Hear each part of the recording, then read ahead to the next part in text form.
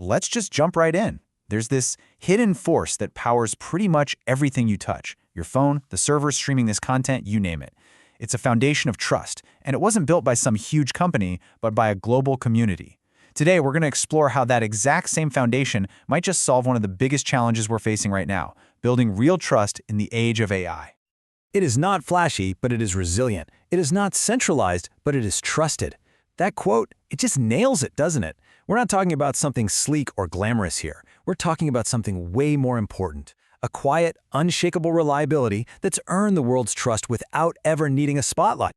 And the scale we're talking about is just, well, it's hard to wrap your head around. Seriously, think about it.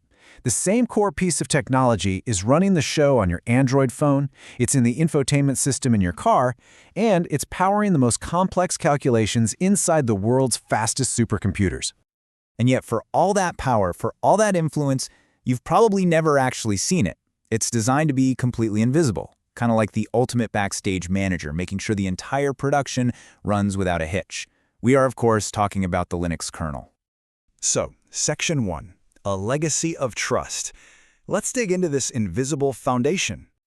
So just think about what this thing actually does. It takes code contributions from thousands of different developers all over the world and somehow merges it all together. It maintains stability across literally billions of devices. But here's the most crucial part. It's not owned by any single company. It's like a public utility for software, a neutral playground where even fierce rivals can come together and collaborate because the rules are fair and open for everyone to see. This is the model that works. Okay, so that brings us to Section 2, the new challenge. We're talking data, AI, and a very modern crisis of trust. And this really is the question of our time, isn't it? Every single day, every click, every purchase, every little thing you do online, it all generates an incredible amount of valuable data. That data is the fuel for AI and for a multi-trillion-dollar industry. So the question is, who do you trust to be the guardian of all that value? Well, we can probably guess who it shouldn't be. The big tech giants. Their whole business model is built on monetizing our data, often without our full understanding or consent. And governments, they have a role for sure, but they can get bogged down by politics and they're often too slow to keep up. We need another option, a neutral, trustworthy manager. Which leads us right to Section 3, the blueprint. It's time to introduce the Linux value kernel. So what is the Linux value kernel, or LVK? Well, think of it as a value manager designed for the age of AI. The mission is brilliantly simple. Do for our data what the original Linux kernel does for computer code. So instead of managing software commits, it's going to merge and reconcile our data contributions to create a system of trust for the value we all create every day. And the parallel here is just perfect. You've got the original kernel, which takes code from developers to build stable operating systems. The LVK, on the other hand, would take data receipts from you and me, overseen by these trusted super users, to build trustworthy value chains. It's the exact same logic, just applied to something much more personal, our data. Okay, let's get into the nuts and bolts. Section 4, the mechanism. How does the LVK actually curate value? So how would this work in practice? It's basically a 4-step flow. First, a private AI, maybe on your phone, captures your activity, like purchases or preferences. Second, that activity gets logged on a public, unchangeable ledger, like a blockchain, so you have a transparent record you can always check. Third, independent super users audit this entire flow to make sure it's valid and private. And finally, the LVK bundles that approved, anonymized info into valuable packages for an open market.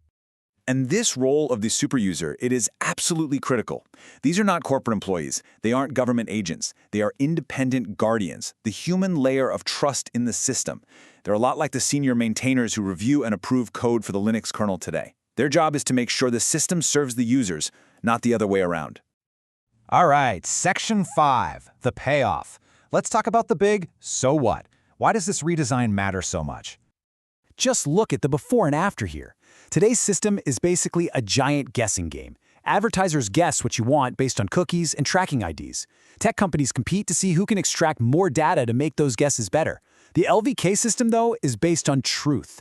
Advertisers could get access to real, approved information. This forces tech companies to compete on who can build the best AI, not just who can hoard the most data. And for you and me, We get the keys back. We get to control our own data. And the fact that this whole thing would be anchored in the Linux Foundation, well, that's the guarantee. That's what ensures the system stays transparent, resilient, trustworthy, and completely independent. It would become a true public utility for the AI economy, owned by no one, and because of that, accountable to everyone. So let's zoom out a little. Section 6, the vision. What's the future of this kind of open governance? You can really see the evolution playing out. In the past, we created the Linux kernel to manage code. Today, we're talking about the Linux value kernel to manage our data. And the future? Well, maybe the system evolves to a point where an autonomous AI becomes the open-source manager itself, constantly learning from the community and reporting back to its human overseers. We are not reinventing the wheel. We are extending a proven foundation. And that quote really is the key takeaway here. This isn't some crazy, untested idea that came out of nowhere. It's a strategic evolution. It's about taking a system that has proven itself for decades and just extending its mission to protect us in a new digital age. So, at the end of the day, it all boils down to this simple shift. The last 30 years were about creating an open, collaborative way to manage the code that runs our world. The next 30, well, they might just be about using that same exact model to manage something even more fundamental: trust itself.